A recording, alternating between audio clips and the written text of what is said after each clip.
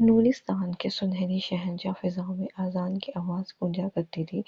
وہاں شہزادی عالیہ رہتی تھی اور نہ صرف اپنی خوبصورتی بلکہ اپنی دانشمندی اور مہربانی کی وجہ سے لوگوں میں جانی جاتی تھی۔ وہ ہر روز صبح غریبوں سے ملنے جاتی یہ جاننے کے لیے کہ ان کی سلطنت میں کوئی بھوکا نہ رہے۔ ایک شام جب عالیہ محل کے باغات میں بیٹھی قرآن پڑھ رہی تھی تو اس نے دروازے پہ کچھ ہنگامہ آرائی کی آواز سنی۔ ایک نوجوان سادہ لباس میں ملبوس بادشاہ کے سامعین کی تلاش میں تھا۔ اس کا نام زید تھا اور وہ ایک عالم تھا۔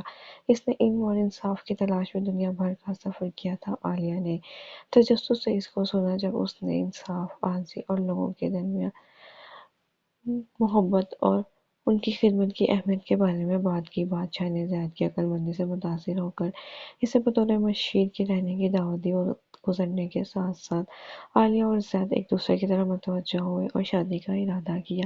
ایک رات ہلال کے چاند کے نیچے بیٹھے زید نے عاجزی سے کہا، عالیہ، سچی ملکہ وہ ہوتی ہے جو اپنے لوگوں کی خدمت خود کرے۔ یہ سن کر عالیہ مسکرائی اور اس نے کہا کہ سچا لیڈر وہ ہوتا ہے جو انصاف کے لیے بولتا ہے، چاہے وہ مشکل ہی کیوں نہ ہو۔